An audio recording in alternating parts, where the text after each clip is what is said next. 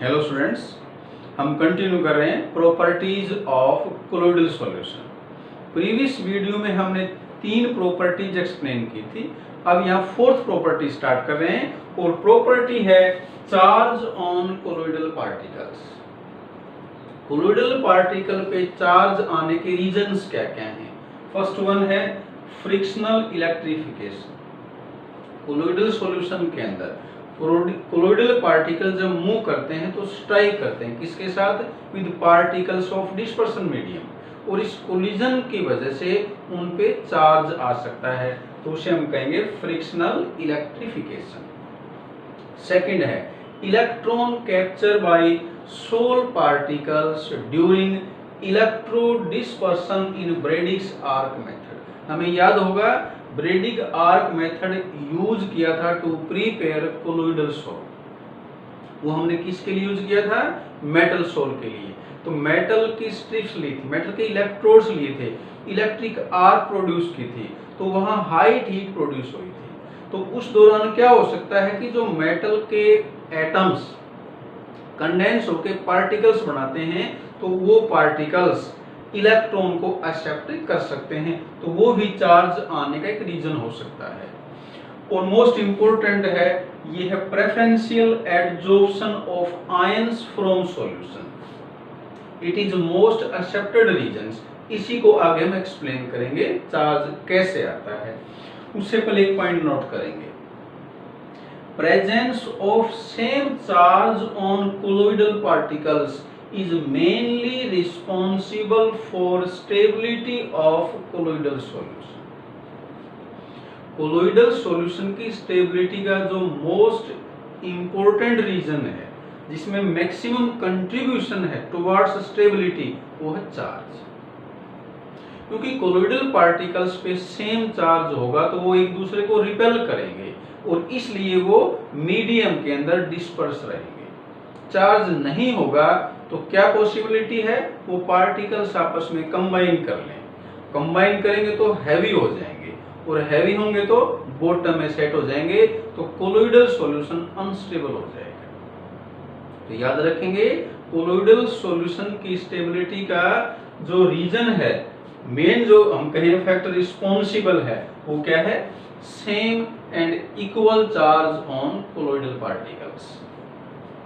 अब adsorption of ions, इसको मैं एक्सप्लेन कर रहे हैं। कुछ एग्जांपल लिए हमने सिल्वर नाइट्रेट को ऐड किया इन KI को हमने एक्सेस में लिया। जब ये कंबाइन करेंगे तो क्या क्या बनेगा, AgI के प्रेसिपिटेट आएंगे इनिशियली। KNO3 हमने लिखा नहीं क्योंकि हम सिर्फ सोल की बात कर रहे हैं, तो AgI के जो PPT आए हमने KI एक्सेस में ले रखा है, तो यहाँ साथ साथ क्या हो जाएगा, पेप्टाइजेशन।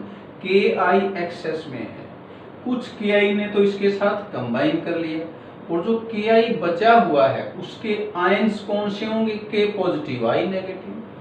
AgI के जो PPT आएंगे, यहाँ मैंने ये एक AgI का PPT दिखाया, एक पार्टिकल दिखाया। तो ये AgI का जो पार्टिकल है ये क्या करेगा, कॉमन आयन को एडजॉर्ब करेगा। ये जो वर्ड है ना प्रेफरेंशियल, ये इसका मीनिंग यही है कि कॉमन आयन को ही एडजॉर्ब करते हैं सिमेट्री की वजह से। तो यहाँ देखें AgI के सराउंडिंग में K पॉजिटिव और I नेगेटिव है, तो कौन सा कॉमन हुआ, जो दोनों में है वो I है, क्योंकि यहाँ भी I है, इसके पास भी I है। तो AgI के पार्टिकल ने नेगेटिव I नेगेटिव को एडजॉर्ब कर लिया, तो सरफेस के ऊपर कौन से आयन एडजॉर्ब हो गए, नेगेटिव आयन। तो अब इस AgI का कौन सा चार्ज होगा, नेगेटिव चार्ज, तो ये बन गया नेगेटिव सोल।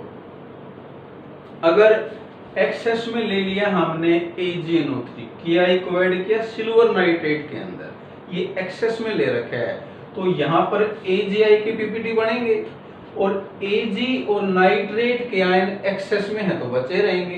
तो अब AgI किसको एडजॉर्ब करेगा, जो इन दोनों में कॉमन है।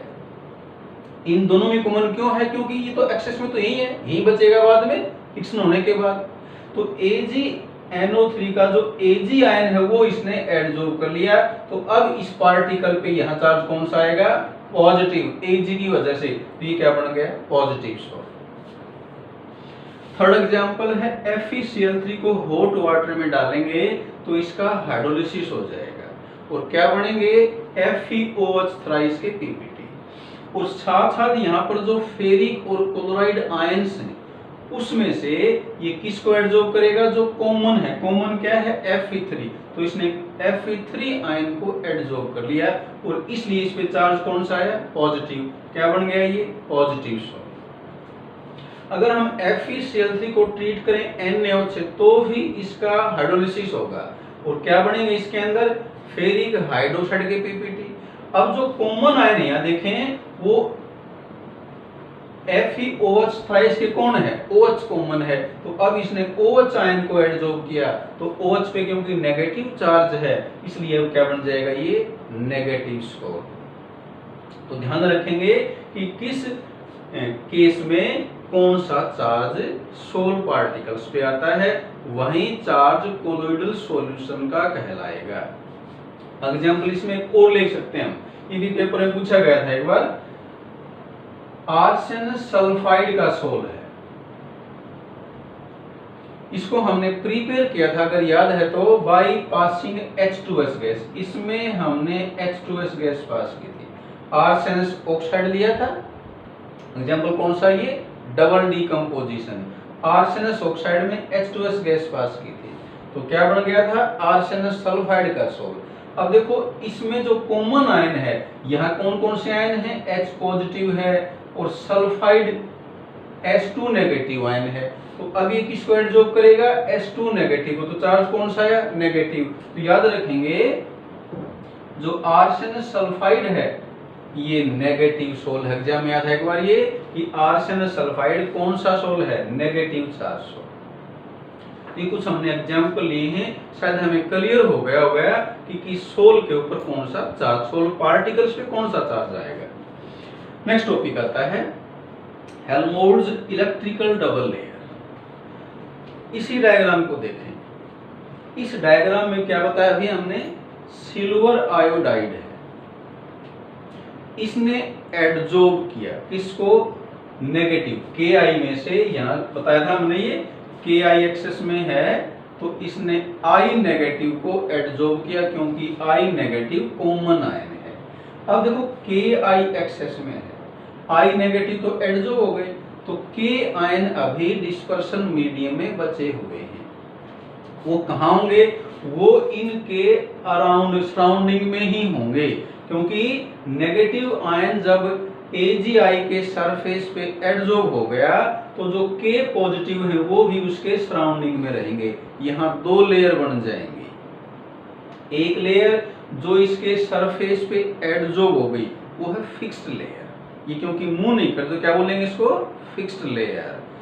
दूसरी जो लेयर है वो मीडियम के अंदर है, और मीडियम के अंदर आयन मूव करते रहते हैं, तो ये जो दूसरी लेयर है ये मोबाइल लेयर है, ये डिफ्यूज लेयर है, ये फिक्स नहीं है।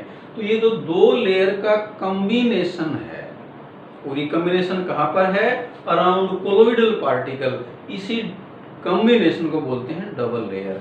और ये जो फिनोमेना है ये स्टडी किया था हेल्महोल्ट्ज ने, इसलिए नाम दिया हेल्महोल्ट्ज इलेक्ट्रिकल डबल लेयर। क्या है ये, it is the combination of two layers of opposite charge around colloidal particles. First layer को क्या नाम दिया, फिक्स लेयर, ये फिक्स है, ये पार्टिकल मूव नहीं करते। और सेकंड लेयर है वो क्या है, डिफ्यूज लेयर है, क्योंकि ये जो पोटेशियम आयन है, जो पॉजिटिव आयन है, ये मीडियम के अंदर है, और हमें पता है मीडियम के अंदर आयन हमेशा मोशन में होते हैं। तो दो लेयर का कॉम्बिनेशन क्या हो गया, Helmholtz electrical double layer. Next आता है जीटा पोटेंशियल। अब देखें यहाँ जो ही चार्ज सेपरेशन होगा, एक नेगेटिव चार्ज की लेयर बन गई और एक पॉजिटिव चार्ज है, जो ही चार्ज सेपरेशन होता है तो पोटेंशियल डिफरेंस क्रिएट हो जाता है। इन दोनों लेयर का अपना अपना पोटेंशियल है, और दोनों के पोटेंशियल का जो डिफरेंस है उसे बोलते हैं जीटा पोटेंशियल। कैसे डिफाइन करेंगे? The potential difference between fixed layer and diffuse layer of opposite charge is called zeta. एक और नाम है इसका इलेक्ट्रोकाइनेटिक पोटेंशियल। तो ये टॉपिक हमने यहां तक कंप्लीट किया, जीटा पोटेंशियल क्या है। आगे स्टार्ट कर रहे हैं। इलेक्ट्रोफोरेसिस क्या है ये?